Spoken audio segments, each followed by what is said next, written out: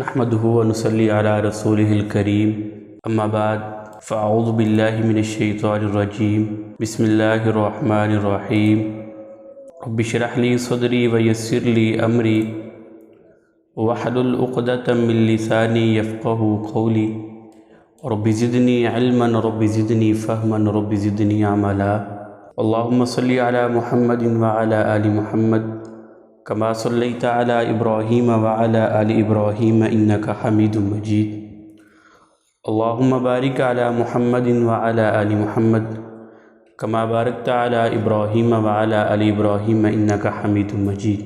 الحمدللہ آج ہماری بلوغ المرام حدیث کلاس کی تیسری کلاس ہے۔ بسم اللہ الرحمن الرحیم۔ الحمدللہ علی نعمہ الظاہرۃ والباطنۃ قدیما وحدیثا والصلاۃ والسلام علی نبیہ ورسولہ محمد وآلہ وصحبہ الذین ساروا فی نصرۃ دینہ سیرا حثیثا وعلی اتباعہم الذین ورثوا العلم والعلماء ورثۃ الانبیاء اکرم بہم وارثا و موروثا۔ تو یہ مقدمہ حافظ ابن حجر رحمہ اللہ نے خود بلوغ المرام کے آغاز کے اندر اس کو ایڈ کیا ہے، اور انہوں نے مقدمے کا آغاز بسم اللہ الرحمن الرحیم سے کیا ہے۔ میں بسم اللہ کی تھوڑی سی وضاحت کرنا چاہوں گا۔ بسم اللہ الرحمن الرحیم، جو بسم اللہ ہے، اس کو یہ جو اس کے شروع میں با ہے، یہ با حرف جر ہے۔ عربی کے اندر اس کو بولتے ہیں حرف جر، اور یہ جو با حرف جر ہے یہ اپنے جس اسم کے اوپر آتی ہے اس کو جر دیتی ہے۔ اور آگے ہے اسم اللہ، اسم بسم اللہ، یہ اسم اللہ کے شروع میں با، اس با کا مطلب ہے ساتھ، اس کا معنی ہوتا ہے ساتھ، یعنی بسم اللہ کا مطلب ہے اللہ تعالیٰ کے نام کے ساتھ۔ تو اب یہ اللہ تعالیٰ کے نام کے ساتھ کیا ہے؟ معنی یہ ہے کہ یہ جو بسم اللہ الرحمن الرحیم اللہ کے نام کے ساتھ میں شروع کر رہا ہوں، یا اللہ کے نام کے ساتھ میں پڑھ رہا ہوں، یا اللہ کے نام کے ساتھ میں کھانے لگا ہوں، یا اللہ کے نام کے ساتھ میں پینے لگا ہوں، تو یہ جو کر رہا ہوں، شروع کر رہا ہوں، کھانے لگا ہوں، پینے لگا ہوں، پڑھ رہا ہوں، یہ جس ہم لفظ کا معنی کر رہے ہیں وہ لفظ بسم اللہ سے پہلے محذوف ہے۔ الفاظ کے اندر بسم اللہ الرحمن الرحیم اس عبارت کے اندر وہ لفظ موجود نہیں ہے، لیکن جو کام ہم کر رہے ہیں اس کام کے متعلق جو عربی لفظ ہے وہ یہاں پر محذوف ہے، اور وہ محذوف آپ نکالیں گے اپنے کام کے حساب سے جو کام بھی آپ شروع کر رہے ہیں۔ مثلا اگر آپ پڑھنے کا کام شروع کر رہے ہیں اور آپ بسم اللہ الرحمن الرحیم پڑھ رہے ہیں، تو پھر آپ بسم اللہ سے پہلے نکالیں گے اقرؤ، یعنی کہ میں پڑھ رہا ہوں، اور پھر اس کے بعد جو ہے وہ اگر آپ کھانا شروع کرنے لگے ہیں تو آکلو۔ تو یہ ساری چیزیں بتانے کا مقصد یہ ہے کہ بسم اللہ الرحمن الرحیم اس کا ترجمہ اس طرح ہوگا، جو مکمل ترجمہ اس طرح ہوگا، میں انتہائی مہربان اور نہایت رحم کرنے والے اللہ تعالیٰ کے نام سے شروع کرتا ہوں، یا میں اللہ تعالیٰ کے نام سے کھاتا ہوں، یا میں اللہ تعالیٰ کے نام کے ساتھ پڑھنے لگا ہوں۔ تو یہ جو کام آپ کر رہے ہیں، آپ نے اس کام کا ترجمہ اپنی اردو ترجمے کے اندر ضرور کرنا ہے۔ تو یہ بسم اللہ الرحمن الرحیم اللہ تعالیٰ کے نام کے ساتھ جو انتہائی مہربان نہایت رحم کرنے والا ہے۔ اس کے بعد ہے الحمدللہ علی نعمہ الظاہرۃ والباطنۃ قدیما وحدیثا۔ حافظ ابن حجر رحمۃ اللہ علیہ نے اپنی کتاب کا باقاعدہ طور پر آغاز الحمدللہ سے کیا ہے۔ یقیناً اس میں ہمارے لیے ایک بہت بڑی نصیحت بھی ہے، یوں سمجھے کہ ہمیں ایک درس بھی دیا ہے حافظ ابن حجر رحمۃ اللہ علیہ نے، کہ آپ علیہ السلام کی سنت ہے کہ آپ علیہ السلام جب بھی کسی ضرورت کے وقت کا خطبہ اپنے صحابہ اکرام کو سکھلایا کرتے تھے تو اس خطبے کے آغاز میں الحمدللہ ضرور ہوا کرتا تھا، چاہے وہ نکاح کا جو ہے وہ خطبہ ہے، چاہے کسی بھی اور حاجت کا خطبہ ہے، تو آپ علیہ السلام جو خطبہ اپنے صحابہ کرام کو سکھلایا کرتے تھے اس کا آغاز الحمدللہ سے ہوا کرتا تھا۔ اور دوسرا، اللہ تعالیٰ کی کتاب قرآن مجید، اس کا آغاز بھی سورۃ الفاتحہ سے الحمدللہ رب العالمین سے ہوتا ہے۔ تو حافظ ابن حجر رحمۃ اللہ علیہ نے اللہ تعالیٰ کی کتاب قرآن مجید کی اتباع کرتے ہوئے جس طرح قرآن کریم کا آغاز الحمدللہ رب العالمین سے کیا ہے، تو حافظ ابن حجر رحمۃ اللہ علیہ نے بھی اپنی کتاب کا آغاز الحمدللہ سے کیا ہے۔ اور تیسری وجہ کہ حافظ ابن حجر رحمۃ اللہ علیہ نے اپنی کتاب کا آغاز الحمدللہ سے کیوں کیا ہے، اس لیے کہ آپ علیہ السلام جو ہے وہ اپنے خطبہ کا آغاز الحمدللہ سے کیا کرتے تھے، چاہے وہ جمعہ کا خطبہ ہے، چاہے وہ عیدین کا خطبہ ہے، چاہے وہ صلاۃ الاستسقاء کا خطبہ ہے، چاہے وہ نکاح کا خطبہ ہے، تو آپ علیہ السلام جو بھی خطبہ آپ ارشاد فرمایا کرتے تھے تو اس کا آغاز الحمدللہ سے کیا کرتے تھے۔ تو یہ جو تین وجوہات ہیں ان کو سامنے رکھتے ہوئے حافظ ابن حجر رحمۃ اللہ علیہ نے اپنی کتاب کا آغاز الحمدللہ سے کیا ہے۔ دیکھیں کہ جس مصنف نے کتاب کا آغاز آپ علیہ السلام کی سنت اور اللہ رب العزت کا قرآن کریم کو آغاز کرنے کا جو اسلوب ہے، جس شخص نے اس کو مد نظر رکھا ہے تو سوچئے کہ اس شخص نے اپنی کتاب کے اندر کس قدر خیال رکھا ہوگا کہ میں آپ علیہ السلام کی سنتوں کو من وعن بیان کروں۔ تو یقیناً یہ بلوغ المرام من ادلۃ الاحکام کتاب کی ایک بہت بڑی عظمت کی دلیل ہے کہ حافظ ابن حجر رحمۃ اللہ علیہ نے اپنی کتاب کا آغاز الحمدللہ سے کیا ہے۔ یہ جو الحمد کا لفظ ہے یہ دو چیزوں سے بنا ہوا ہے، ایک ہے ال اور ایک ہے حمد۔ یہ جو الحمد ہے یہ دو الفاظ کا مجموعہ ہے، ایک ہے ال حمزہ زبر لام ال الف لام، اور آگے ہے حمد ہا میم دال۔ تو یہ الحمد دو الفاظ کا مجموعہ ہے۔ ہم ان دونوں الفاظ کو علیحدہ علیحدہ طور پر دیکھتے ہیں۔ سب سے پہلے دیکھیں کہ جو ال حمد کے شروع میں لگایا گیا ہے اس کا معنی کیا ہے۔ ہم جب الحمد کا ترجمہ کرتے ہیں تو ہم اس کا معنی کرتے ہیں تمام قسم کی تعریفات۔ تو یہ جو تمام قسم کی جو تمام کا معنی ہے یہ ہم کس لفظ کا معنی کر رہے ہیں، تو یقیناً وہ جو تمام قسم کا معنی ہے وہ ہے ال کا معنی۔ جو تمام ہم معنی کر رہے ہیں وہ ہے الف لام کا معنی ہے کہ تمام قسم کی تعریفات، یعنی ال جو ہے یہ عربی لغت کے اعتبار سے اس کو بولتے ہیں الف لام استغراق کا ہے۔ استغراق کا مطلب یہ ہے کہ الف لام کی جگہ پر جو ہم لفظ بولتے ہیں کل، یعنی کل کائنات، کل کا لفظ بولتے ہیں جس کا معنی ہوتا ہے سارے کا سارا، تمام ہر چیز کے اوپر جو مشتمل ہوتا ہے، جو کل کاف لام کے ساتھ بولا جاتا ہے۔ تو یہ جو الف لام کی جگہ اگر کل کو رکھنا اگر وہ درست ہو تو اس کو ہم کہتے ہیں الف لام استغراق کا ہے۔ تو یہ جو ہم معنی کرتے ہیں تمام قسم کی تعریفات، تو وہ جو تمام معنی ہے وہ الف لام کا معنی ہے۔ آگے ہے حمد۔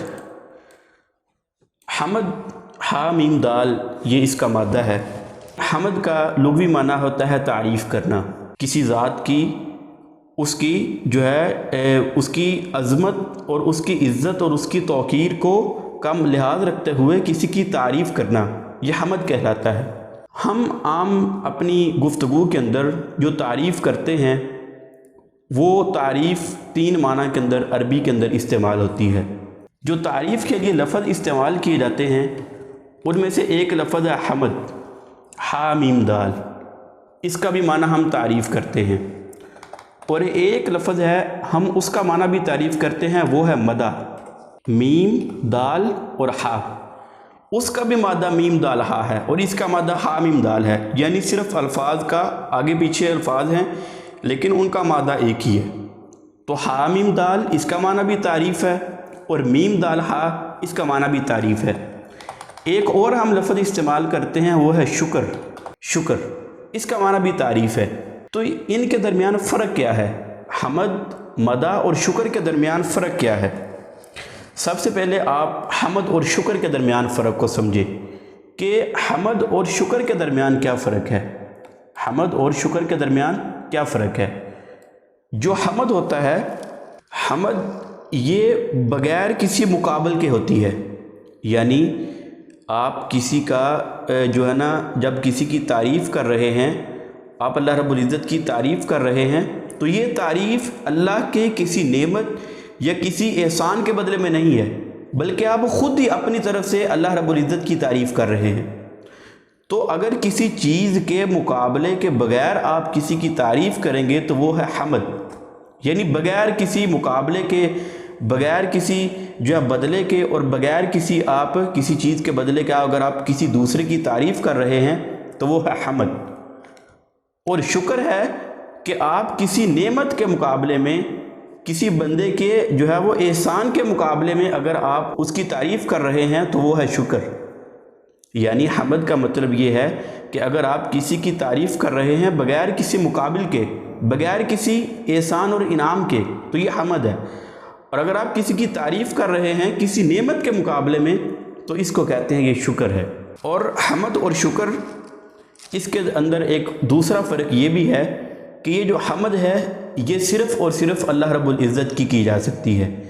حمد صرف اور صرف اللہ تعالیٰ کی جا سکتی ہے، لیکن شکر جو ہے یہ آپ اللہ رب العزت کے علاوہ کسی دوسرے کا بھی کر سکتے ہیں۔ مثلا اگر آپ نے کسی نے آپ کے لیے کوئی اچھا کام کیا ہے، آپ کو کوئی تحفہ دیا ہے، یا آپ کے لیے آپ کے اوپر کوئی احسان کیا ہے، تو آپ اس کو بول دیتے ہیں کہ میں آپ کا شکر گزار ہوں۔ تو شکر جو ہے یہ انسان کے لیے بھی بولا جا سکتا ہے اور اللہ رب العزت کے لیے بھی یہ لفظ استعمال کیا جا سکتا ہے، جبکہ حمد صرف اور صرف اللہ رب العزت کے لیے خاص ہے۔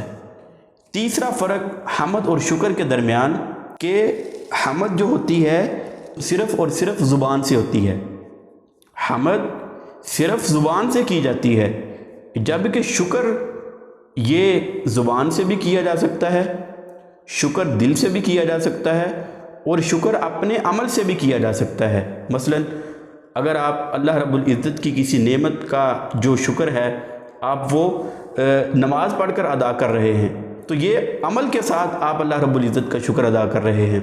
اللہ رب العزت نے آپ پر کوئی اپنا انعام کیا ہے اور آپ اپنی زبان سے اللہ رب العزت کی تعریف کر رہے ہیں کہ اے اللہ تیرا شکر ہے، تو نے مجھے یہ نعمت عطا کی ہے، تو یہ زبان سے آپ کا شکر ہے۔ اور دل سے شکر یہ ہے کہ انسان اللہ رب العزت کی اس نعمت کو اپنے دل سے قبول کرے اور پھر اپنے دل کو اس نعمت پر راضی کرے، تو یہ اللہ رب العزت کا انسان کی طرف سے دل کے ساتھ شکر ہے۔ تو تیسرا فرق یہ تھا حمد اور شکر کے درمیان کہ حمد صرف اور صرف زبان سے کی جا سکتی ہے، اور شکر جو ہے یہ زبان سے بھی، دل کے ساتھ بھی، اور انسان اپنے عمل سے بھی شکر کر سکتا ہے۔ تو یہ تین فرق تھے حمد اور شکر کے درمیان۔ اب حمد اور مدح کے درمیان کیا فرق ہے؟ حمد اور مدح کے درمیان فرق یہ ہے کہ جب حمد کسی کی جاتی ہے تو اس کی حمد کرتے ہوئے جس کی آپ حمد بیان کر رہے ہیں اس کی عزت اور اس کی توقیر، اس کی عظمت کا آپ لحاظ رکھ رہے ہوتے ہیں، لیکن مدح کے اندر یہ بات نہیں ہوتی۔ اگر آپ کسی دوسرے انسان کی مدح کر رہے ہیں تو مدح کرتے ہوئے آپ دوسرے آدمی کی جس کی آپ مدح کر رہے ہیں اس کی عزت اور اس کی جو عظمت ہے اس کا لحاظ نہیں رکھ رہے، تو یہ مدح اس کے اندر عظمت، کسی کی عزت، اس کا لحاظ نہیں ہوتا، جبکہ حمد کے اندر یہ اللہ رب العزت کے لیے جو حمد کی جاتی ہے اس کے اندر عزت کا بھی اور اللہ رب العزت کی عظمت کا بھی اور اللہ رب العزت کے وقار کا بھی اس کا لحاظ رکھا جاتا ہے۔ تو یہ ہے حمد، شکر اور مدح کے درمیان فرق۔ اب یہ جو الحمد کا ہم معنی کرتے ہیں، الحمد کا معنی کرتے ہیں تمام قسم کی تعریفات، آگے لفظ ہے للہ، جو یہاں پر کتاب کے اندر لفظ ہے الحمدللہ۔ اب یہ جو للہ ہے یہ بھی دو الفاظ کا مجموعہ ہے، للہ جو ہے یہ بھی دو الفاظ کا مجموعہ ہے، للہ اور یہ لام اور اللہ، یہ دو الفاظ مل کر بنے ہوئے ہیں للہ۔ تو یہ جو لام ہے اس کا معنی یہ ہے کہ تمام قسم کی تعریفات اللہ رب العزت کے لیے ہیں۔ اب یہ جو کے لیے ہم معنی کر رہے ہیں یہ کس کا معنی کر رہے ہیں؟ لام کا۔ للہ تمام قسم کی تعریفات اللہ تعالیٰ کے لیے ہیں، تو یہ جو کے لیے ہے کہ جو ہم ترجمہ کر رہے ہیں یہ کس چیز کا کر رہے ہیں؟ یہ جو لام اس چیز کا ہم ترجمہ کر رہے ہیں کے لیے، اور اللہ رب العزت کے لیے، تمام قسم کی تعریفات اللہ تعالیٰ کے لیے ہیں۔ اب یہاں پر ایک سوال ہے کہ ہر قسم کی تعریف اللہ کے لیے ہے، وہ کیسے ہے؟ مثلا ایک آدمی ہے، وہ بہت ذہین ہے، آپ نے اس کی جو ہے نا وہ اس کی تعریف کی کہ جی یہ بندہ بہت ذہین ہے ماشاءاللہ، یا آپ نے کسی کی خوبصورتی کی تعریف کی کہ یہ بندہ یہ چیز بہت خوبصورت ہے، تو یہ تعریف تو اس بندے کی ہو رہی ہے، جبکہ قرآن کہتا ہے الحمدللہ تمام قسم کی تعریفات اللہ کے لیے ہیں۔ تو یہ اعتراض کوئی کر سکتا ہے کہ آپ اگر کسی کی ذہانت کی تعریف کرتے ہیں تو وہ تو اس کی ذہانت کی تعریف کر رہے ہیں، یہ اللہ رب العزت کی تعریف کیسے ہوگی؟ اور اگر آپ کسی کی خوبصورتی کی تعریف کر رہے ہیں تو یہ آپ اس کی خوبصورتی کی تعریف کر رہے ہیں، تو یہ اللہ رب العزت کی تعریف کیسے ہوگی؟ تو اس کا جواب یہ ہے کہ جب تعریف کسی کی جاتی ہے تو حقیقت کے اندر وہ تعریف اللہ رب العزت کی جاتی ہے۔ یعنی مثال کے طور پر اگر میں کہتا ہوں کہ یہ جو موبائل ہے یہ بہت ہی عمدہ موبائل ہے، یہ بہت ہی اچھا ہے، تو حقیقت کے اندر آپ اس موبائل کی تعریف نہیں کر رہے، بلکہ حقیقت کے اندر آپ تعریف کر رہے ہیں اس موبائل کو بنانے والی کمپنی کی، جس کمپنی نے اس موبائل کو بنایا ہے، حقیقت کے اندر آپ تعریف اس کی کر رہے ہیں۔ تو جب آپ کسی آدمی کی ذہانت کی یا آپ کسی آدمی کے خوبصورتی کی تعریف کر رہے ہیں تو حقیقت کے اندر وہ تعریف اس ذات کی ہے جس نے اس انسان کو ذہانت عطا کی ہے۔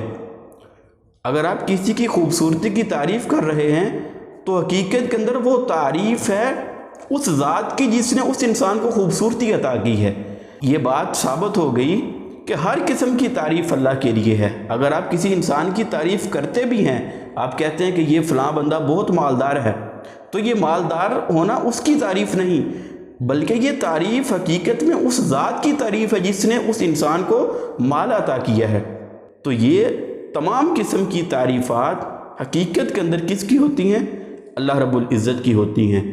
تو حافظ ابن حجر رحمۃ اللہ علیہ نے اپنی کتاب کا آغاز کیا ہے الحمدللہ علی نعمہ الظاہرۃ والباطنۃ قدیما و حدیثا، کہ تمام قسم کی تعریفات اللہ رب العزت کے لیے خاص ہیں، وہ تمام قسم کی تعریفات اللہ رب العزت کے لیے ہیں۔ اللہ تعالی ہمیں جو پڑھا ہے اس پر عمل کرنے کی توفیق عطا فرمائے۔ سبحانک اللہم و بحمدک، اشہد ان لا الہ الا انت، استغفرک و اتوب الیک۔